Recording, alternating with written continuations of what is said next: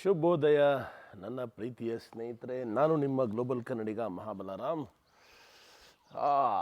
ಮೊರಕ್ಕೋ ದೇಶದ 14ನೇ ದಿವಸನೋ 15 ದಿವಸನೋ ಅನಿಸುತ್ತೆ, ಪ್ರತಿ ದಿವಸ ಬೆಳಗ್ಗೆ ಆಚೆ ಬಂದರೆ 6 ಗಂಟೆಗೆ ಸಿಕ್ಕಾಬಟ್ಟೆ ಬಿಸಿಲಿರೋದು. ಇವತ್ತು ಆಶ್ಚರ್ಯಕರವಾಗಿ ಈ ಒಂದು ಅಗಾದಿರ್ ಪ್ರಾಂತ್ಯದಲ್ಲಿ ಇನ್ನೂ ಬಿಸಿಲು ಬಂದಿಲ್ಲ. 6 ಗಂಟೆ ಆದರೂ ಇನ್ನೂ ಮೋಡ ಕವಿದ ವಾತಾವರಣ, ಮಳೆ ಬರುವಂತಹ ಸೂಚನೆ.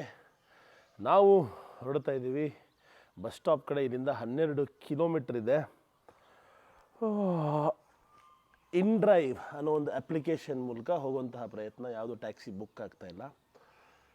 ಯಾವುದಾದ್ರು ಹೆಂಗಾರು ಬೇಗ ಹೋಗಬೇಕು, ಇಲ್ಲಾಂದರೆ 3,000 ರೂಪಾಯಿ ಕೊಟ್ಟಿದ್ದೀವಿ ಟಿಕೆಟ್ಗೆ. 3,180 ರೂಪಾಯಿ ಏನೋ, 330 ದಿರಮು. ಸಿಕ್ಕಾಪಟ್ಟೆ ಎಕ್ಸ್ಪೆನ್ಸಿವ್ ಬಸ್ ಟಿಕೆಟ್ಸ್ ಇಲ್ಲಿ. ಅಗಾದಿರಿಂದ ಲಯೋನೆ ಅನ್ನೋ ಒಂದು ನಗರಕ್ಕೆ ಹೋಗ್ತಾ ಇದ್ದೀವಿ. ಫಸ್ಟ್ ಟೈಮು ಮೊರಕ್ಕೋ ದೇಶದಿಂದ ವೆಸ್ಟರ್ನ್ ಸಹಾರಾ ಕಡೆ ಹೋಗ್ತಾಯಿದ್ದೀವಿ. ಮೊರಕ್ಕೋ ದೇಶ ವೆಸ್ಟರ್ನ್ ಸಹಾರಾ ಒಂಥರ ಕಾನ್ಫ್ಲಿಕ್ಟೆಡ್ ಝೋನ್ ಅಂತ ಕರೀಬೋದು. ಹೇಗೆ ನಮ್ಮಲ್ಲೂ ಕೂಡ ಸಾಕಷ್ಟು ಕಾನ್ಫ್ಲಿಕ್ಟೆಡ್ ಝೋನ್ಸ್ ಇದೆ, ಅಂದರೆ ಇಡೀ ವಿಶ್ವದಲ್ಲಿ. ಕೊಸೋವೋ ಆಗ್ಬೋದು, ಈಗ ವಿಶ್ವದ ಪ್ರಕಾರ ಕಾಶ್ಮೀರ್ ಕೂಡ ಕಾನ್ಫ್ಲಿಕ್ಟೆಡ್ ಝೋನ್. ಅದು ಭಾರತ ದೇಶದ ಅವಿಭಾಜ್ಯ ಅಂಗ, ಸದಾ ಅವಿಭಾಜ್ಯ ಅಂಗವಾಗಿರುತ್ತೆ. ಆದರೂ ಕೂಡ ಅದನ್ನು ಕಾನ್ಫ್ಲಿಕ್ಟೆಡ್ ಝೋನ್ ಅಂತ ಕೆಲವು ದೇಶಗಳು ಮತ್ತು ಕೆಲವು UN ಕೂಡ ಕರೆಯುತ್ತೆ. ವೆರಿ ವಿಷಾದನೀಯ ಮಾತದು. ಅದು ಬಿಟ್ಟು ಮೊರಕ್ಕೋ ದೇಶದಲ್ಲೂ ಕೂಡ ಸಾಕಷ್ಟು, ಈಗ ಪಾಕಿಸ್ತಾನದಲ್ಲಿ ಬಲೂಚಿಸ್ತಾನ್ ಹೆಂಗಿದೆಯೋ ಅದೇ ಥರ ಮೊರಕ್ಕೋ ದೇಶದ ವೆಸ್ಟರ್ನ್ ಸಹಾರಾ ಅಂದರೆ ಕೆಳಗಡೆ ಏನಿದೆ ಭಾಗ, ಅದು ಕೂಡ ಸ್ವಲ್ಪ ಕಾನ್ಫ್ಲಿಕ್ಟೆಡ್ಡು. ಅಲ್ಲಿ ಅಲ್ಜೀರಿಯಾ ರೆಬೆಲ್ಸ್ ಇದ್ದಾರೆ. ಅಲ್ಲಿ ಸ್ವಲ್ಪ ಗಲಾಟೆ, ಗನ್ ಫೈಟ್ಸು, ಸ್ವಲ್ಪ ರಿಸ್ಕಿ ಜಾಗ ಅಂತ ಹೇಳ್ತಾರೆ. ಆ ಕಡೆಗೆ ಹೊರಡ್ತಾ ಇದ್ದೀವಿ. ಬನ್ನಿ ನೋಡೋಣ ವೆಸ್ಟರ್ನ್ ಸಹಾರಾ ಹೇಗಿರುತ್ತೆ ಅಂತ. ಅದಾದಮೇಲೆ ಮುಂದಿನ ದೇಶದ ಕಡೆಗೆ. ಈಗ ನಾವು ಹೋಗ್ತಾ ಇರುವಂತಹ ವೆಸ್ಟರ್ನ್ ಸಹಾರಾ ಬಗ್ಗೆ ಒಂದು ಚಿಕ್ಕ ಮಾಹಿತಿ ಕೊಡ್ತೀನಿ. ಇನ್ ಡೀಟೇಲ್ ಹೋಗ್ತಾ ಹೇಳ್ತಾ ಹೋಗ್ತೀನಿ. ಪಶ್ಚಿಮ ಸಹಾರಾ ಪ್ರಪಂಚದ ಅತ್ಯಂತ ಕಡಿಮೆ ಜನಸಂಖ್ಯೆ ಇರುವಂತಹ ಪ್ರದೇಶಗಳಲ್ಲಿ ಒಂದು.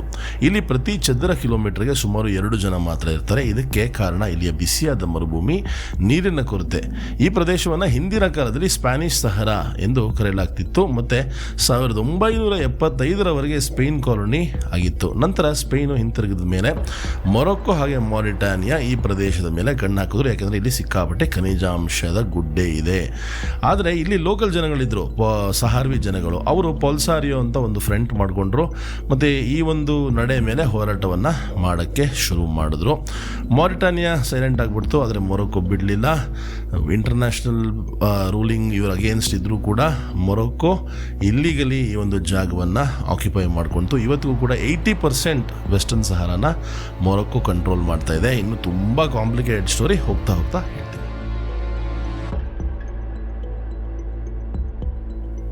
ಗ್ಲೋಬಲ್ ಕನ್ನಡಿಗರೇ, ನಿಮ್ಮಿಂದ ನಾನು 9,172 ಕಿಲೋಮೀಟರ್ ದೂರದಲ್ಲಿ ಇದ್ದೀನಿ. ಹಾಗೆ ಸಮಯದ ವ್ಯತ್ಯಾಸ 4.5 ಗಂಟೆ ಹಿಂದಕ್ಕೆ. ಅಂದರೆ ನಿಮಗಲ್ಲಿ 4:15 ಇದ್ದರೆ ಸಂಜೆ, ಇಲ್ಲಿ ಈಗ 12 ಗಂಟೆ ಮಧ್ಯಾಹ್ನ. ಟ್ಯಾಕ್ಸಿ ಬುಕ್ ಆಗ್ತಾಯಿಲ್ಲ, ಡಾಸಿಯಾನ ಮಿಸ್ ಮಾಡ್ಕೋತಾ ಇದ್ದೀವಿ. ಸೊ ಕಟ್ಟ ಕಡೆಯದಾಗಿ ಸ್ಟೇರಿಂಗ್ನ ಮುಟ್ತಾ ಇದ್ದೀನಿ. ಡಾಸಿಯಾ ಬಹಳ ಅದ್ಭುತವಾದ ಸರ್ವಿಸ್ ಕೊಟ್ಟಲು, ಇಡೀ ದೇಶವನ್ನು ನಮಗೆ ತೋರಿಸ್ಲು. Thank you so much. ಅಯ್ಯೋ, ನಮ್ಮ ಡಾಸಿಯಾನ ಬಿಟ್ಟೋಬೇಕು, ಭಾಳ ಬೇಜಾರಾಗ್ತಾ ಇದೆ. ಎಷ್ಟು ಚೆನ್ನಾಗಿ ನಮ್ಮನ್ನು ಸುತ್ತಾಡಿಸ್ಲು, ಬಿಳಿಯಾಗಿ ಮುದ್ದಾಗಿದ್ಲು. Thank you so much Dacia, love you. 13 ದಿವಸ ಯಾರನ್ನೂ ಕೇಳಲಿಲ್ಲ. ಸೀದಾ ಬೆಳಗ್ಗೆ ಹೇಳ್ತಾ ಇದ್ವಿ, ಕಾರ್ ಎತ್ಕೋತಾ ಇದ್ವಿ, ಹೋಗ್ತಾ ಇದ್ವಿ. ಆದರೆ ಈಗ ಟ್ಯಾಕ್ಸಿ ಬುಕ್ ಮಾಡಬೇಕು, ಬಸ್ಸಲ್ಲಿ ಹೋಗಬೇಕು, ಪಬ್ಲಿಕ್ ಟ್ರಾನ್ಸ್ಪೋರ್ಟ್ ಯೂಸ್ ಮಾಡಬೇಕು. ಇದು ಒಂದು ರೀತಿಯ ಚಾಲೆಂಜ್ ಇವತ್ತಿಂದ. ನೋಡಿ, ಯಾರಿಲ್ಲ ರೋಡಲ್ಲಿ. ಮೊರಕ್ಕೋಲಿ ಎಸ್ಪೆಷಲಿ ಬೆಳಗ್ಗೆ ಹೊತ್ತು ಜನಗಳೇ ಕಾಣಿಸಲ್ಲ. 11-12 ಗಂಟೆ ಮೇಲೆ ಆ್ಯಕ್ಟಿವಿಟಿ ಸ್ಟಾರ್ಟು. ಇದು ಟ್ಯಾಕ್ಸಿ ನಿಲ್ಲಿಸ್ದ, ಆ ಕಡೆ ಡ್ರೈವರನ್ನು ಅವರೇ ಹೇಳಿದ್ ಬಂದರು, ಟ್ಯಾಕ್ಸಿ ಸಿಕ್ತು. ಬಂದು ತಲುಪಿದ್ದೀವಿ ಬಸ್ ಸ್ಟಾಪು. ನಾವು ಬುಕ್ ಮಾಡಿರೋಂತಹ ಕಂಪ್ನಿಯ ಹೆಸರು CTM ಅಂತ. ಲಗೇಜ್ ತಗೊಳ್ಳೋಣ. ಸಾಹೇಬ್ರು ಎಷ್ಟು ಕೇಳ್ತಾರೆ ನೋಡೋಣ. ಸೊ ನಾವು 30 ಕೊಡೋಣ ಅಂತ ಅಂದ್ಕೊಂಡಿದ್ದೀವಿ, ಶೇರಿಂಗ್ ಟ್ಯಾಕ್ಸಿ ಆಗಿರೋದ್ರಿಂದ. ಅಂದರೆ ಒಂದು 285 ರೂಪಾಯಿ ಹತ್ತತ್ರ. ಬಸ್ ಸ್ಟಾಪ್ ಎಂಟ್ರ್ ಆಗ್ತಾ ಇದ್ದೀವಿ. ಮೊರಕ್ಕೋ ದೇಶದ ಅತ್ಯಂತ ಟ್ರಸ್ಟೆಡ್ ಕಂಪ್ನಿ, ಬಸ್ ಕಂಪ್ನಿ ಅಂದರೆ CTM ಅಂತೆ. ಸರಿಯಾದ ಸಮಯದಲ್ಲಿ ಹೊರಡ್ತಾರೆ ಮತ್ತು ಸರಿಯಾದ ಸಮಯದಲ್ಲಿ ತಲುಪಿಸ್ತಾರೆ. ಅದೇ ಮುಖ್ಯ ಅಲ್ವಾ. 8:30 ಬಸ್ಗೆ 7:15 ಬಂದುಬಿಟ್ಟಿದ್ದೀವಿ. ನಾವು ಹೋಗ್ತಾರಂತಹ ಊರಿನ ಹೆಸರು ಲಾಯೂನೆ ವೆಸ್ಟರ್ನ್ ಸಹರಾದ ರಾಜಧಾನಿ, ಹಾಗೆ ಪ್ರಪಂಚದ ಅತ್ಯಂತ ಕಮ್ಮಿ ಜನಸಂಖ್ಯೆ ಇರುವಂತಹ ಪ್ರದೇಶದ ಅತ್ಯಂತ ಜಾಸ್ತಿ ಜನ ಇರುವಂತಹ ಅದಾದಮೇಲೆ ಲಯೋನೆಯಿಂದ ನಾವು ಹೋಗ್ತೀವಿ ದಾಖ್ಲಾ. ಇಲ್ಲಿ ಸಾಕಷ್ಟು ಬೇರೆ ಬೇರೆ ಕಂಪ್ನಿಗಳು ಕೂಡ ಇರೋದನ್ನು ನೋಡ್ಬೋದು. ಇದು ತಿಂಡಿಯ ಜಾಗ. ಒಂದು ವಿಷಯನ ಅಬ್ಸರ್ವ್ ಮಾಡಿ, ಎಲ್ಲ ಚೇರ್ಗಳನ್ನು ಈ ಕಡೆ ಫೇಸಿಂಗಿಗೆ ಹಾಕಿದ್ದಾರೆ, ಯಾವುದನ್ನು ಆ ಕಡೆ ಈ ಕಡೆ ಹಾಕಿಲ್ಲ. ಯಾಕೆ ಅಂತ ಗೊತ್ತಿಲ್ಲ. ಇಲ್ಲೆಲ್ಲ ಕಡೆನೂ ಅಷ್ಟೇ ಕೆಫೆಗಳಲ್ಲಿ ಒಂದು ಸೈಡ್ ಹಾಕಿರ್ತಾರೆ, ಆಕಾಶ ಅಥವಾ ಎದುರುಗಡೆ ವ್ಯೂನ ಎಂಜಾಯ್ ಮಾಡಲಿ ಅಂತ. ಈ ನಿಮ್ಮ ಗ್ಲೋಬಲ್ ಕನ್ನಡಿಗನಿಗೆ ಎಲ್ಲೋದ್ರೂ ಕರ್ನಾಟಕದ ಬಾವುಟ ಸಿಕ್ಬಿಡುತ್ತೆ. ಚೇರ್ ಮೇಲೂ ಕೂಡ ಆಹಾ ಕೆಂಪು ಹಳದಿ, ಜೈ ಕರ್ನಾಟಕ ಮತ್ತು ಜೈ ಭುವನೇಶ್ವರಿ. ತಿಂಡಿ ಬಂತು, ಆಮ್ಲೆಟ್ಟು. ಸ್ವಲ್ಪ ಉಪ್ಪು ಖಾರ ಜಾಸ್ತಿ ಹಾಕಿ ಅಂದ್ವಿ, ಸಿಕ್ಕಾಪಟ್ಟೆನೇ ಜಾಸ್ತಿ ಹಾಕ್ಬಿಟ್ಟಿದ್ದಾರೆ ಅನಿಸ್ತಾ ಇದೆ. ಎಲ್ಲ ಕಡೆನೂ ಉಪ್ಪು ಖಾರ ಕಾಣಿಸ್ತಾ ಇದೆ, ಸುತ್ತಲೂ ಉಪ್ಪು ಕಾಣಿಸ್ತಾ ಇದೆ. ಸಂಪೂರ್ಣವಾಗಿ ಪಾತ್ರೆನೇ ಕೊಟ್ಬಿಟ್ಟಿದ್ದಾರೆ, ಪಾತ್ರೆಯಲ್ಲೇ ಆಮ್ಲೆಟ್ ಮಾಡಿ ಪಾತ್ರೆನೇ ಕೊಟ್ಬಿಟ್ಟಿದ್ದಾರೆ. ಜೊತೆಗೆ ಸ್ವಲ್ಪ ಬ್ರೆಡ್ಡು, ಇಲ್ಲಿನ ಮಿಂಟ್ ಚಾಯ್ ಮತ್ತು ಜೊತೆಗೆ ಪೆಪ್ಪರು ಸಾಲ್ಟು ಕೂಡ ಕೊಟ್ಟಿದ್ದಾರೆ. ತಿಂದು ಬ್ಯಾಟಿಂಗ್ ಆಡಿ ಬಸ್ ಹತ್ಬಿಡೋಣ ಬನ್ನಿ. 12 ಗಂಟೆ ಬಸ್ಸಲ್ಲಿ ಕೂತ್ಕೋಬೇಕು ಗುರು. 12 ಅವರ್ಸ್. ಆಮ್ಲೆಟ್ ಒಳಗೆ ನಿಂಬೆ ಹಣ್ಣನ್ನು ಕೊಟ್ಟಿರುವಂತಹ ಪ್ರಕ್ರಿಯೆ ಮೊದಲ ಬಾರಿಗೆ ನೋಡ್ತಾ ಇದ್ದೀನಿ. ನೋಡೇ ಬೇಡ ಆಮ್ಲೆಟ್ ಮೇಲೆ ನಿಂಬೆಹಣ್ಣು ಹೆಂಗಿರುತ್ತೆ ರುಚಿ ಅಂತ. ನಮ್ಮ ಬಸ್ ಬಂದಿದೆ ಇವಾಗಷ್ಟೇ. ಕುಲ್ಜಾ ಸಿಮ್ ಆಯಿತು, ಒಳಗೆ ಲಗೇಜ್ ಇಡ್ತೀವಿ. ಇಬ್ಬರು ಟ್ರಾವೆಲ್ ಮಾಡಿದ್ರೆ ಇದೇ ಅಡ್ವಾಂಟೇಜು, ಒಬ್ರಿಗೊಬ್ರು ಹೆಲ್ಪ್ ಮಾಡ್ಬೋದು. ಸೊ ಇಲ್ಲಿವರೆಗೂ ಟ್ರಾವೆಲಿಂಗ್ ವಿತ್ ಕೈಲಾಶ್ ಮೀನಾ ತುಂಬ ಚೆನ್ನಾಗಿದೆ. Every day is beautiful with Kailash. ತುಂಬ ಒಳ್ಳೆ ಕಾಂಬಿನೇಷನ್ನು, ತುಂಬ ಒಳ್ಳೆ ಪರ್ಸನ್ನು, ಒಳ್ಳೆ ಹ್ಯೂಮನ್ನು. ಮಾತಾಡ್ತಾ 15 ದಿವಸ ಕಳೆದೋಗಿರೋದೇ ಗೊತ್ತಾಗಿಲ್ಲ. ನಾನು ಮಾತಾಡಿದವನಿಗೇನು ಅರ್ಥ ಆಗಿಲ್ಲ. ಕುಚ್ ನೈ ಸಮझना ಗಾಲಿದ್ಯಾ no there this one where. So ಲಗೇಜ್ಗೆ ಫ್ಲೈಟಲ್ಲಿ ಹಾಕ್ತಾರಲ್ಲ ಅದೇ ರೀತಿ ಇಲ್ಲೂ ಕೂಡ ಟ್ಯಾಗ್ ಹಾಕ್ತಾರಂತೆ. ಆ ಟ್ಯಾಗನ್ನು ಟಿಕೆಟ್ ತೋರಿಸಿ ಇಸ್ಕೊಂಬರ್ಬೇಕು. ನಾವು ಹಾಗೆ ಇಟ್ಬಿಟ್ವಿ. ಅಂದರೆ ಸಿಸ್ಟಮ್ಸ್ ಎಲ್ಲ ಚೆನ್ನಾಗಿದೆ ಇಲ್ಲಿ. ಅಲ್ಲಿ ನೋಡ್ತಾ ಇದ್ದೀರಲ್ಲ, ಆ ಬಸ್ಸು ಕಸಾಬ್ಲಾಂಕಾಗೆ ಹೋಗ್ತಾ ಇದೆ. 13 ದಿರಮ್ ಮತ್ತೆ ಕೊಟ್ಟು 2 ಸ್ಟಿಕ್ಕರ್ನ ತೊಗೊಂಡಿದ್ದೀವಿ. ಅಂದರೆ ಆಲ್ಮೋಸ್ಟ್ 120 ರೂಪಾಯಿ. ಇನ್ನು 5 ನಿಮಿಷ ಸಮಯ ಇದೆ. ಬಸ್ ಯಾವ ಥರ ಇದೆ ಅಂತ ನೋಡ್ಬೋದು. ನಮಗೆ ಲಾಸ್ಟಲ್ಲಿ ಸೀಟ್ ಸಿಕ್ಕಿದೆ, ನಂಬರ್ 45. ಶುರುವಾಯಿತು 12 ಗಂಟೆಗಳ ಬಸ್ ಜರ್ನಿ. ಮೊದಲನೇ ಬ್ರೇಕು. ಜ್ಞಾನನೇ ಇರಲಿಲ್ಲ. ನೆನ್ನೆ ರಾತ್ರಿ ಅಷ್ಟು ಸರಿಯಾಗಿ ನಿದ್ದೆ ಮಾಡಿಲ್ಲ, ಬರೀ 4 ಅವರ್ಸ್ ಮಾತ್ರ ನಿದ್ದೆ ಮಾಡಿದ್ದು.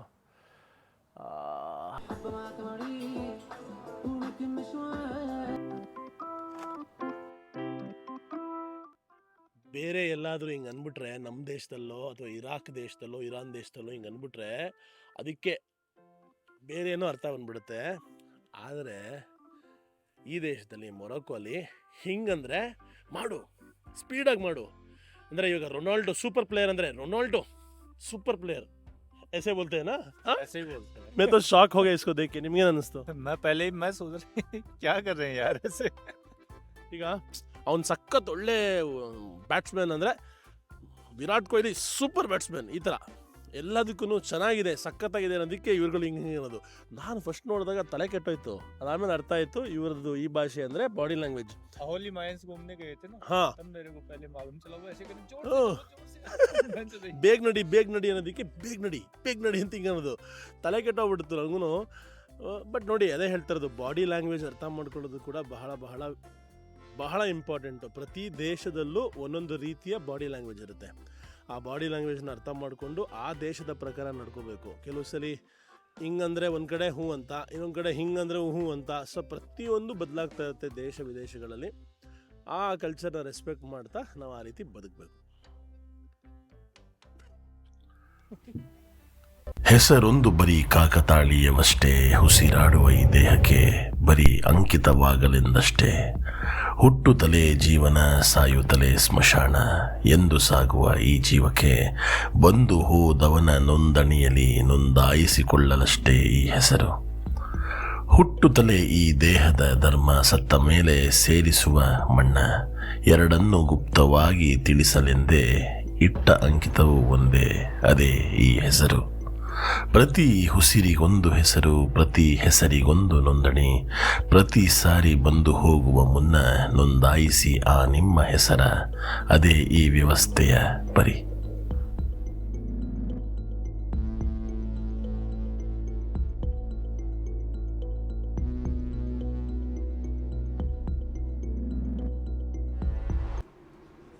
इस गांव का नाम क्या है? टन टना टन टन टन टारा चलती है क्या 9 से 12 जोर से बोलना भाई. एक बार से दिल नहीं भरता आइए क्या गाते हैं यार टन टना ಈ ಊರಿನ ಹೆಸರು ಟನ್ ಟನ್. ಸೊ ಹಿಂದಿಲಿ ಒಂದು ಹಾಡಿದೆ, ಟನ್ ಟನ ಟನ್ ಟನ್ ಟನ್ ಟಾಡ ಅಂತ. ಚೆನ್ನಾಗಿದೆ ಹೆಸರು. ಟನ್ ಟನ್ ಊರಿನಲ್ಲಿ ಒಂದು ಚಿಕ್ಕ ಬ್ರೇಕು. ಅಂಗಡಿ ನೋಡಿ, ಅಂಗಡಿ ಒಳಗೆ ಮುತ್ತು, ಅವಳ, ರತ್ನ, ಬೆಳ್ಳಿ ಎಲ್ಲ ಇಟ್ಟಿದ್ದಾರೆ. ಪ್ರಾವಿಷನ್ ಅಂಗಡಿಲಿ. ಇದ್ಯಾವ ಥರ ಇದು? ವಾವಾ. ಯೋಗರ್ಟ್ ತೊಗೊಂಡ್ವಿ. ಸ್ಪೂನ್ ಕೊಡೋದಕ್ಕೆ 10 ರೂಪಾಯಿ ಕೇಳ್ತಾನೆ. ಈ ಸ್ಪೂನ್ಗೆ 10 ರೂಪಾಯಿ. ಅದಕ್ಕೆ ನೆಗೋಷಿಯೇಟ್ ಮಾಡಿಬಿಟ್ಟು ಅರ್ಧ ದಿನ. ಇಷ್ಟೊತ್ತು ಬಸ್ಸಲ್ಲಿ ಕೂತ್ಕೊಂಡ್ರು ವಿಂಡ್ ಮಿಲ್ ಅಷ್ಟು ಜನಗಳು ಕಾಣಿಸ್ಲಿಲ್ಲ ಈ ಒಂದು ಪ್ರಾಂತ್ಯದಲ್ಲಿ. ಅದರಲ್ಲೇ ಅರ್ಥ ಮಾಡ್ಕೋಬೇಕು ಎಷ್ಟು ಕಮ್ಮಿ ಜನ ಈ ಒಂದು ಪ್ರಾಂತ್ಯದಲ್ಲಿ ಇದ್ದಾರೆ ಅಂತ. ಸೂರ್ಯ ಈಗಷ್ಟೇ ಅಸ್ತ ಆಗ್ತಾ ಇದ್ದಾನೆ. ನಾವಿದ್ದೀವಿ ಮೊರೊಕೊ ದೇಶದ ಅತ್ಯಂತ ಅಸ್ತವ್ಯಸ್ತ ಜಾಗದಲ್ಲಿ. ಸ್ವಾಗತ ಎಲ್ಲರಿಗೂ ವೆಸ್ಟರ್ನ್ ಸಹಾರಾಗೆ. ಮೊರೊಕೊ ದೇಶದ ಅತ್ಯಂತ ಕಾಂಟ್ರವರ್ಷಿಯಲ್ ಮತ್ತು ಲಿಟಿಗೇಷನ್ ಇರುವಂತಹ ಜಾಗ. ಇದರ ಬಗ್ಗೆ ಸಂಪೂರ್ಣವಾದ ಮಾಹಿತಿಯನ್ನು ಆದಷ್ಟು ಬೇಗ ಕೊಡ್ತೀನಿ. ಈಗಷ್ಟೇ ಏನಾಯಿತು ಅಂದರೆ ಸಿಕ್ಕಾಪಟ್ಟೆ ಚೆಕ್ಕಿಂಗ್ ಆಯಿತು. ಆಲ್ಮೋಸ್ಟು 3/4 ಗಂಟೆ ಗಾಡಿ ನಿಂತಿತ್ತು. ನಮ್ಮ ಪಾಸ್ಪೋರ್ಟೆಲ್ಲ ಇಸ್ಕೊಂಡು ಹೋದರು. ಪ್ರತಿಯೊಂದು ಲಗೇಜು ಆಚೆ ಹೋಯಿತು. ಸ್ನಿಫರ್ ಡಾಗ್ಸ್ ಬಂದು ಸ್ಮೆಲ್ ಮಾಡ್ತು. ಅದಾದಮೇಲೆ ಬಂದು ಕ್ವಶನ್ ಕೇಳಿದ್ರು, ಎಲ್ಲಿ ಹೋಗ್ತಾ ಇದ್ದೀರಾ, ಏನು ಪ್ಲ್ಯಾನು, ಯಾವ ಹೋಟೆಲಲ್ಲಿ ಇರ್ತೀರಾ, ಪ್ರತಿಯೊಂದು ಕೇಳಿಬಿಟ್ಟು ಅದಾದಮೇಲೆ ಪಾಸ್ಪೋರ್ಟ್ ವಾಪಸ್ ಕೊಟ್ಟರು. ಇವಾಗ ವಾಪಸ್ ಹೋಗ್ತಾ ಇದ್ದೀವಿ. ಯಾಕೆ ಇಷ್ಟೆಲ್ಲ ಚೆಕ್ಕಿಂಗ್ ಇಲ್ಲ ಆಗ್ತಾಯಿದೆ ಅನ್ನೋದಕ್ಕೆ ಉತ್ತರ ಮುಂದೆ ಕೊಡ್ತೀನಿ, ಯಾಕೆಂದರೆ ಇಟ್ಸ್ ಅ ಲಾಂಗ್ ಸ್ಟೋರಿ. ನಾವು ಬಂದು ತಲುಪಿದ್ದೀವಿ ಲಯೋನೆ. 12 ಗಂಟೆಗಳ ಬಸ್ ಪ್ರಯಾಣದ ನಂತರ.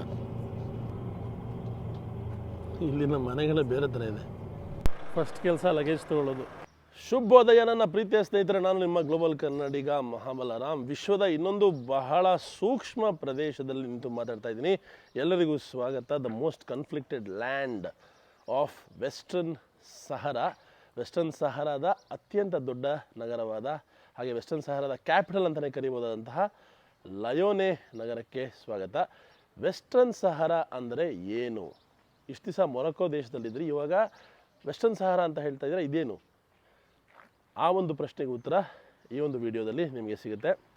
ವೆಸ್ಟರ್ನ್ ಸಹರಾ ಅಂದರೆ ಮೊರೊಕೊ ದೇಶ ಹಾಗೆ ಮಾರಿಟಾನಿಯಾ ಮಧ್ಯ ಇರುವಂತಹ ಒಂದು ಮರುಭೂಮಿ. ಈ ಒಂದು ಪ್ರದೇಶ ಬಹಳ ವರ್ಷಗಳಿಂದ ಕಾನ್ಫ್ಲಿಕ್ಟೆಡ್ ಆಗಿತ್ತು.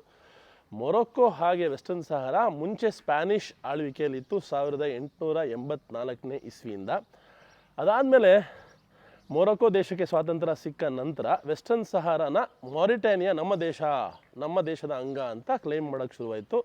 ಮೊರೊಕೊ ದೇಶ ಇಲ್ಲ ಗುರು, ವೆಸ್ಟರ್ನ್ ಸಹಾರಾ ನಮ್ಮದು ಅಂದರು. ಸುಮ್ಮನೆ ಯಾರು ನಮ್ಮದು ಅಂತ ಯಾವತ್ತೂ ಹೇಳಲ್ಲ. ಯಾಕೆ ಹಾಗೆ ಹೇಳಿದ್ರು ಅಂದರೆ, ವೆಸ್ಟರ್ನ್ ಸಹಾರಾ ಜಗತ್ತಿನ ಅತ್ಯಂತ ಹೆಚ್ಚು ಫಾಸ್ಫೇಟ್ ಇರುವಂತಹ ಜಾಗ. ಈ ಒಂದು ಖನಿಜಾಂಶ ಅತ್ಯಂತ ಹೆಚ್ಚು ಇರೋದಿಲ್ಲ. ಹಾಗೆ ಇಲ್ಲಿಯ ಸಮುದ್ರದಲ್ಲಿ ಎಷ್ಟು ಆಯಿಲ್ ಇದೆ ಅಂದರೆ ಇನ್ನೊಂದು 10 ಜನ್ರೇಷನ್ಗಾಗುವಷ್ಟು ಆಯಿಲ್ ರಿಸರ್ವ್ಸ್ ಇದೆ. ಸೊ ಅದಕ್ಕೋಸ್ಕರ ವಿಶ್ವದ ಬೇರೆ ಎಲ್ಲ ದೇಶಗಳು ಇದರ ಮೇಲೆ ಕಣ್ಣಿಟ್ಟಿದೆ. ಸ್ಪೇನ್ ದೇಶ ಕೂಡ ಇದನ್ನು ಆಕ್ರಮಣ ಮಾಡಿಕೊಂಡಿದ್ದು ಅದೇ ಒಂದು ವಿಷಯದಿಂದ. ಸ್ಪೇನ್ನ ಕ್ಯಾಪಿಟಲ್ ಆಗಿತ್ತು ಆಗಿನ ಕಾಲದ ಸ್ಪೇನ್ ರೂಲಿಂಗ್ನ ಕ್ಯಾಪಿಟಲ್ ಈ ಒಂದು ಲಯೋನೆ ನಗರ ಆಗಿತ್ತು. ಹಾಗೆ ಇನ್ನೊಂದು ಬಹಳ ಇಂಟ್ರೆಸ್ಟಿಂಗ್ ಫ್ಯಾಕ್ಟ್ ಅಂದರೆ, ಖನಿಜಾಂಶದಿಂದ ಕೂಡಿದಂತಹ ಈ ಒಂದು ಜಾಗ ಜನಗಳಿಂದ ಕೂಡಿಲ್ಲ. ಈ ಇಡೀ ದೊಡ್ಡ ಪ್ರದೇಶ ಸಿಕ್ಕಾಪಟ್ಟೆ ಒಂದು ದೇಶದಷ್ಟು ದೊಡ್ಡದು, ಆದರೆ ಇಲ್ಲಿರುವಂತಹ ಜನಗಳು ಬಹಳ ಕಮ್ಮಿ. ಸರಿಸುಮಾರು 2,65,000 3 ಲಕ್ಷ ಅಂತ ಅಂದ್ಕೊಳ್ಳಿ. ಹಬ್ಬ ಅಂದರೆ ಇದೇ ಡೆನ್ಸಿಟಿ ನಮ್ಮ ದೇಶದಲ್ಲಾಗಿದ್ದರೆ ಒಂದು 7-8 ಕೋಟಿ ಆಗಿರೋದು. ಸೊ ಆ ರೀತಿ ದೊಡ್ಡ ಪ್ರದೇಶದಲ್ಲಿ ಅತ್ಯಂತ ಕಮ್ಮಿ ಜನ ಇರುವಂತಹ least densely populated area of the world. ಇಡೀ ವಿಶ್ವದಲ್ಲೇ ಇದಕ್ಕಿಂತ ಲೀಸ್ಟ್ ಡೆನ್ಸ್ಲಿ ಪಾಪ್ಯುಲೇಟೆಡ್ ಏರಿಯಾ ಮತ್ತೊಂದು ನಿಮಗೆ ಎಲ್ಲೂ ಸಿಗಲ್ಲ. ಅದಾದಮೇಲೆ ಏನಾಯಿತು, ಮೊರೊಕೊ ದೇಶ ಫಾಸ್ಫೇಟ್ ಮೇಲೆ ಕಣ್ಣಾಕ್ತು ಸ್ವಾತಂತ್ರ್ಯ ಸಿಕ್ಕಿದ ಮೇಲೆ. ಆದರೆ ಇಲ್ಲಿದ್ದಂತಹ ಒರಿಜಿನಲ್ ಜನಗಳು, ಅವ್ರು ಯಾರು, ಸಹಾರ್ವಿ ಜನಗಳು, ಇದನ್ನು ರೆಸಿಸ್ಟ್ ಮಾಡೋಕ್ಕೆ ಶುರು ಮಾಡಿದ್ರು. ಅದೇ ನೀವು ನಮ್ಮ ಏರಿಯಾಗೆ ಬಂದು ನಮ್ಮದು ಅಂತ ಹೇಳ್ತೀರಾ, ಇದು ನಮ್ಮ ಏರಿಯಾ, ಇದು ನಾವು ಒಂದು ಸ್ವಂತ ದೇಶ ಮಾಡ್ಕೋತೀವಿ, ಇದನ್ನು ವೆಸ್ಟರ್ನ್ ಸಹಾರಾ ಅಂತ ಕರಿತೀವಿ ಅಂತ. ಯಾಕೆಂದರೆ ಮುಂಚೆ ಇದನ್ನು ಸ್ಪೇನ್ ದೇಶ ಆಳ್ವಿಕೆಯಲ್ಲಿ ಸ್ಪ್ಯಾನಿಷ್ ಸಹಾರಾ ಅಂತ ಕರೀತಾಯಿದ್ರು. ಅದಾದಮೇಲೆ ಜಗಳ ಆಯಿತು, ಕದನ ಆಯಿತು, ಹೊಡೆದಾಟ ಆಯಿತು. UN ಬಂದರು, ನೆಗೋಷಿಯೇಟ್ ಮಾಡಿದ್ರು. ಅಷ್ಟರೊಳಗೆ ಏನು ಮಾಡಿದ್ರು, ಮೊರೊಕೊ ದೇಶ 80% ವೆಸ್ಟರ್ನ್ ಸಹಾರಾನ ತನ್ನ ಕಬ್ಜಾಗೆ ತೊಗೊಂಡ್ಬಿಡ್ತು. ಇದರಿಂದ ಸಹಾರ್ವಿ ಜನಗಳಿಗೆ ಬಹಳ ತೊಂದರೆ ಆಯಿತು. 20% ಮಾತ್ರ ಮೇಯ್ನ್ ಕೋಸ್ಟಲ್ ಸೈಡಲ್ಲಿ ಫುಲ್ಲು ಇವ್ರು ತೊಗೊಂಡ್ಬಿಟ್ರು. ಆ ಕಡೆ ಮೂಲೆಯಲ್ಲಿ ಮಾತ್ರ ಇವ್ರಿಗೊಂದು ಪ್ರದೇಶ ಕೊಟ್ಟು ಒಂದು ಚಿಕ್ಕ ಪೋರ್ಟ್ ಎಂಟ್ರಿ ರೋಡ್ ಕೊಟ್ಟರು. ಇದರಿಂದ ಏನಾಯಿತು ಅಂದರೆ ಬಹಳ ಸಹಾರ್ವಿ ಜನಗಳಿಗೆ ತೊಂದರೆ ಆಯಿತು. ಅಲ್ಜೀರಿಯಾ ಜನಗಳ ಜೊತೆ ಸೇರ್ಕೊಂಡ್ಬಿಟ್ಟು ಸಹಾರ್ವಿ ಜನಗಳು ಮೊರೊಕೊ ದೇಶದ ವಿರುದ್ಧ ಒಂದು ರೀತಿಯ ಫೈಟನ್ನು ಶುರು ಮಾಡಿದ್ರು. ಯಾವ ರೀತಿ ಫೈಟ್ ಅಂದರೆ, ಈಗ ಬಲೂಚಿಸ್ತಾನಲ್ಲಿ ನಡೀತಾ ಇದೆಯಲ್ಲ ಪಾಕಿಸ್ತಾನದ ವಿರುದ್ಧ, ಅದೇ ಥರ ಹೇಗೆ ಪಾಕಿಸ್ತಾನ ಭಾರತ ದೇಶದ ಅವಿಭಾಜ್ಯ ಅಂಗವಾದ ಕಾಶ್ಮೀರನ ಕಿತ್ಕೊಂಡು ಇದು POK, ಇದು ನಮ್ಮ ಕಾಶ್ಮೀರ ಅಂತ ಹೆಂಗೆ ಹೇಳ್ತಾರೋ ಅದೇ ರೀತಿ ಮೊರೊಕೊ ದೇಶ ತಮ್ಮ ವೆಸ್ಟರ್ನ್ ಸಹಾರಾನ ಕಿತ್ಕೊಂತು ಅನ್ನೋ ಒಂದು ಆಪಾದನೆ ಇಲ್ಲಿಯ ಲೋಕಲ್ ಸಹಾರ್ವಿ ಜನಗಳು ಮಾಡ್ತಾರೆ. ಇದರಿಂದ ಏನಾಯಿತು ಅಂದರೆ ಒಂದು ಆರ್ಮಿ ಶುರುವಾಯಿತು, ಪೊಲ್ಸಾರಿಯೋ ಅಂದ್ಬಿಟ್ಟು, ಅಥವಾ ಸಹರನ್ ಅರಬ್ ಡೆಮೊಕ್ರೆಟಿಕ್ ರಿಪಬ್ಲಿಕ್ ಅಂತ. ಇವರ ಸ್ವಂತ ಆರ್ಮಿ, ಸ್ವಂತ ಬಾವುಟ, ಸ್ವಂತ ದೇಶದ ಒಂದು ಏನಂತಾರೆ ಪ್ರತಿಯೊಂದನ್ನು ಶುರು ಮಾಡಿದ್ರು. ಒಂದು ದೇಶಕ್ಕೆ ಬೇಕಾಗಿರುವಂತಹ ಪ್ರತಿಯೊಂದು ವಿಷಯ ಕೂಡ ಇವರು ಶುರು ಮಾಡಿದ್ರು. ಆ್ಯಕ್ಚುಲಿ ಇಲ್ಲಿ ವಿಡಿಯೋ ಮಾಡೋದು ಬಹಳ ಸೆನ್ಸಿಟಿವು. ಇಲ್ಲಿ ಯಾರು ನೋಡಿದ್ರೆ ಡಿಟೈನ್ ಮಾಡಿ ಕರ್ಕೊಂಡೋಗಿ ಕೂರಿಸ್ಕೊಂಡು ಕ್ವಶನ್ ಮಾಡ್ತಾರೆ, ಯಾಕೆ ವೀಡಿಯೋ ಮಾಡ್ತಾಯಿದೆ ಅಂತ. ಅದಕ್ಕೆ ಖಾಲಿ ರೋಡಲ್ಲಿ ಬಂದು ವೀಡಿಯೋ ಮಾಡ್ತಾಯಿದ್ದೀನಿ, ಯಾರೂ ಪ್ರಶ್ನೆ ಕೇಳದೇ ಇರಲಿ ಅಂತ. ಇದು ಬಹಳ ಕಾನ್ಫ್ಲಿಕ್ಟೆಡ್ ಝೋನು. ಇಲ್ಲಿ UN ಇದೆ, ಯುನೈಟೆಡ್ ನೇಷನ್ಸು. ಯಾಕೆಂದರೆ 2 ಗ್ರೂಪ್ ಮಧ್ಯ ಸದಾ ಸಂಧಾನ ಮಾಡ್ತಿರೋದು ಅವರೇನೆ, ಪೊಲ್ಸಾರಿಯೋ ಮತ್ತು ಮೊರೊಕೊನ್ ಆರ್ಮಿ ಮಧ್ಯ. ಇಲ್ಲಿ ಒಂದು ಹೆಡ್ ಕ್ವಾರ್ಟರ್ಸ್ ಕೂಡ ಇದೆ. ಈಗ ನಾನು ಅದಕ್ಕೇ ಜಾಸ್ತಿ ಎಲ್ಲೂ ಆಚೆ ಹೋಗ್ತಾ ಇಲ್ಲ, ಬರೀ ಹೋಟೆಲ್ನ ಸುತ್ತಮುತ್ತ ಮಾತ್ರ ನಿಂತ್ಕೊಂಡು ವೀಡಿಯೋ ಮಾಡ್ತಾಯಿದ್ದೀನಿ. ಇಲ್ಲಿ ಲಯೋನಲ್ಲಿ ಫಾರ್ಮರ್ ವೆಸ್ಟರ್ನ್ ಸಹರಾ ಜಾಗ ಆದರೂ ಕೂಡ ಸಂಪೂರ್ಣವಾಗಿ ಮೊರೊಕ್ಕೊ ಕಂಟ್ರೋಲಲ್ಲಿದೆ. ಎಲ್ಲೆಲ್ಲೂ ನೀವು ಮೊರೊಕ್ಕೊ ದೇಶದ ಬಾವುಟವನ್ನು ನೋಡ್ಬೋದು. ಹಾಗೆ ಭಾಳ ಕಾನ್ಫ್ಲಿಕ್ಟೆಡ್ ಝೋನು. ಇಲ್ಲಿ ಸಾಕಷ್ಟು ಜಗಳ, ಕದನ, ರಕ್ತಪಾತ ತುಂಬ ಆಗೋಗಿದೆ. ಇವಾಗ ಸ್ವಲ್ಪ ಶಾಂತಿ ಇದೆ, ಆದರೂ ಕೂಡ ಇಲ್ಲಿ ಓಡಾಡೋದು ಅಷ್ಟು ಸೂಕ್ತವಲ್ಲ. ಫೈನಲಿ ಇಲ್ಲೇನಾಗಿದೆಯಪ್ಪ ಅಂದರೆ, ಸದ್ಯಕ್ಕೆ 20% ಅವ್ರು ಕಂಟ್ರೋಲ್ ಮಾಡ್ತಾಯಿದ್ದಾರೆ, ಯಾರು ಸಹಾರ್ವಿ ಜನಗಳು. ಇನ್ನು 80% ಮೊರೊಕೊ ಜನರು ಕಂಟ್ರೋಲ್ ಮಾಡ್ತಾಯಿದ್ದಾರೆ. ಇವತ್ತಿಗೂ ಕಾನ್ಫ್ಲಿಕ್ಟು ಆ್ಯಕ್ಟಿವ್ ಆಗಿದೆ. ಇವತ್ತಿಗೂ ಖನಿಜಾಂಶಗಳಿಗೆ ಹೋರಾಟ ನಡೀತಾ ಇದೆ. ಇದು ನಮ್ಮದು ಅಂತ. ಫೈನಲಿ ಮುಂದೆ ಏನಾಗುತ್ತೋ ನಮ್ಗೆ ಗೊತ್ತಿಲ್ಲ. ಬಟ್ ಸದ್ಯಕ್ಕೆ ಈ ಒಂದು ಕಾನ್ಫ್ಲಿಕ್ಟ್ ಝೋನ್ನ ಪಾಸ್ ಆಗ್ತಾಯಿದ್ದೀವಿ. ಯಾಕೆಂದರೆ ನಾವು ಕೆಳಗಡೆ ಹೋಗಬೇಕು ಮೊರಿಟಾನಿಯಾ ದೇಶಕ್ಕೆ. ಮೊರಿಟಾನಿಯಾ ದೇಶದ ವೀಸಾನ ಅಪ್ಲೈ ಮಾಡಿದ್ದೀವಿ, ಇನ್ನೂ ಬಂದಿಲ್ಲ, ಅದೊಂದು ಟೆನ್ಷನ್ ಬೇರೆ. ಮೊರಿಟಾನಿಯಾ ಕೆಲವು ಸಲ ಇಷ್ಟು ದಿವಸ ವೀಸಾನ ಅರೈವಲ್ ಕೊಡ್ತಾಯಿತ್ತು, ಇವಾಗ ಸಡನ್ನಾಗಿ ಏನೋ ಈ ವೀಸಾ ಅಪ್ಲೈ ಮಾಡಿದ್ರೆ ಮಾತ್ರ ಅಪ್ರೂವಲ್ ಸಿಗುತ್ತೆ ಅಂದರು. ಆಲ್ರೆಡಿ ಅಪ್ಲೈ ಮಾಡಿ 2 ದಿವಸ ಆಯಿತು, ಇನ್ನೂ ಎಷ್ಟು ದಿವಸ ಕೂತ್ಕೋಬೇಕು ಗೊತ್ತಿಲ್ಲ. ಈಗ ನಾವು ಹೊರಡ್ತಾ ಇದ್ದೀವಿ ಇಲ್ಲಿಂದ ಧಾಕ್ಲಾ ಅನ್ನೋ ಇನ್ನೊಂದು ನಗರಕ್ಕೆ. ಅದು ಕೂಡ ವೆಸ್ಟರ್ನ್ ಸಹಾರಾ ಕಾನ್ಫ್ಲಿಕ್ಟೆಡ್ ಝೋನು, ಆದರೆ ಸದ್ಯಕ್ಕೆ ಮೊರೊಕ್ಕೊ ದೇಶದ ಆಳ್ವಿಕೆಯಲ್ಲಿ ಇರುವಂತಹ ನಗರ. ಈಗ ಇಲ್ಲಿಂದ ಅಲ್ಲಿಗೆ ಆಲ್ಮೋಸ್ಟು 8 ಗಂಟೆಗಳ ಬಸ್ ಪ್ರಯಾಣ. ಎದುರುಗಡೆನೇ ಬಸ್ ಸ್ಟಾಪು. ಇದಿಷ್ಟು ಮುಗಿಸ್ಕೊಂಡು ಧಾಕ್ಲಾಲಿ ರೋಡ್ ಜರ್ನಿ ತೋರಿಸ್ತೀನಿ ಇಲ್ಲಿಂದ ಧಾಕ್ಲಾಗೆ. ಹಾಗೆ ಧಾಕ್ಲಾ ನಗರವನ್ನು ನೋಡೋಣ. ಹಾಗೆ ವೆಸ್ಟರ್ನ್ ಸಹಾರಾ ಕಾನ್ಫ್ಲಿಕ್ಟ್ ಬಗ್ಗೆ ಮತ್ತು ಇಲ್ಲಿಯ ಪ್ರಾಬ್ಲಮ್ಸ್ ಬಗ್ಗೆ ಇನ್ನೂ ಜಾಸ್ತಿ ಮಾತಾಡೋಣ.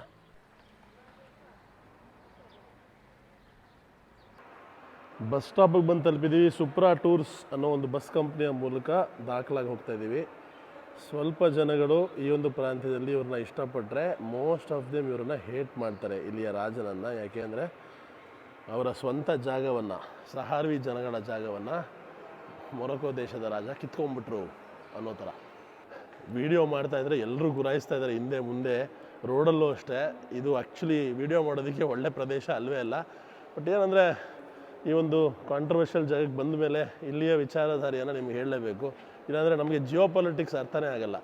ಸಾಕಷ್ಟು ವಿಚಾರಗಳು ಜಗತ್ತಿನಲ್ಲಿ ಇವತ್ತಿಗೂ ಕಾನ್ಫ್ಲಿಕ್ಟಲ್ಲಿದೆ, ಇತ್ಯರ್ಥ ಆಗಿಲ್ಲ. ಆದರೆ UN ಇದೆಯಲ್ಲ, ಯುನೈಟೆಡ್ ನೇಷನ್ಸು, ಅದು ಸಹರನ್ ಅರಬ್ ಡೆಮೊಕ್ರೆಟಿಕ್ ರಿಪಬ್ಲಿಕ್ ಈ ಒಂದು ದೇಶವನ್ನು, ವೆಸ್ಟರ್ನ್ ಸಹಾರಾನ ರೆಕಗ್ನೈಸ್ ಮಾಡುತ್ತೆ.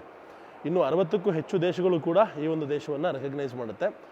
ಮೊರೊಕೊ ದೇಶ ಏನು ಹೇಳ್ತು ಅಂದರೆ, ಓಕೆ ನೀವು ಸಹಾರ್ವಿ ಜನಗಳು ಈ ಜಾಗವನ್ನು ರೂಲ್ ಮಾಡಿ, ಆದರೆ ಅಂಡರ್ ದ ಲೀಡರ್ಶಿಪ್ ಆಫ್ ನಮ್ಮ ರಾಜ ಯಾರಿದ್ದಾರೆ ಅವರ ರಾಜನ ಆಡಳಿತದಲ್ಲಿ ನೀವು ನಿಮ್ಮ ಪಾಡಿಗೆ ನೀವು ಮಾಡ್ಕೊಳ್ಳಿ ಅಂತ. ಆದರೆ ಸಹಾರ್ವಿ ಜನಗಳು ಅದಕ್ಕೆ ಒಪ್ಪಲಿಲ್ಲ. ಅದಕ್ಕೆ ಇನ್ನೊಂದು ಜಗಳ, ಅದಕ್ಕೆ ಇನ್ನೊಂದು ವಾರು. ಕೊನೆಗೆ UN ನಡುವೆ ಬಂದು ಸಂಧಾನ ಮಾಡಿ ಒಂದು ಚೂರು ಇವತ್ತಿಗೆ ಇಲ್ಲಿ ಪೀಸ್ ಇದೆ. ಹಾಗೆ ನೋಡ್ಬೋದು, ಹೋಗ್ತಾ ಮೊರೊಕನ್ ಕಂಟ್ರೋಲ್ ಜಾಸ್ತಿ ಆಗ್ತದೆ. ಯಾಕೆಂದರೆ ಸಹಾರ್ವಿ ಪಾಪ್ಯುಲೇಷನ್ ಬಹಳ ಕಮ್ಮಿ. ಇಡೀ ಸಹಾರ್ವಿ ಜನಗಳ ಪಾಪ್ಯುಲೇಷನು ಕೇವಲ 95,000. ಇಷ್ಟೋ ತನಕ ನಾವು ವೆಸ್ಟರ್ನ್ ಸಹಾರಾ ಕಾನ್ಫ್ಲಿಕ್ಟ್ ಬಗ್ಗೆ ಮಾತಾಡ್ತಾ ಇದ್ದೀವಿ. ಆದರೆ ಜಗತ್ತು ಇವತ್ತಿನ ಸಿಚುವೇಷನಲ್ಲಿ ಎಷ್ಟು ಕೆಟ್ಟದಾಗಿದೆ ಅಂದರೆ, ಇಡೀ ಜಗತ್ತಿನಲ್ಲಿ ಎಲ್ಲ ಕಡೆನೂ ಕಾನ್ಫ್ಲಿಕ್ಟು, ದುರಂತ ಕಥೆಗಳು, ಅದೇನೋ ಗೊತ್ತಿಲ್ಲ ಏನಾಗಿದೆಯೋ ಜಗತ್ತಿಗೆ. Russia Ukraine war, Iran Israel war next ಲೆವೆಲ್ಗೆ ಹೋಗ್ಬಿಟ್ಟಿದೆ. ಇರಾನ್ ಮತ್ತು ಇಸ್ರೇಲ್ನ ಎರಡೂ ದೇಶಗಳನ್ನು ಬಹಳ ಹತ್ತಿರದಿಂದ ನೋಡಿದ್ದೀನಿ. ಆ ಸೀರೀಸ್ನ ನೀವು ನೋಡಿಲ್ಲ ಅಂದರೆ ನೋಡಿ.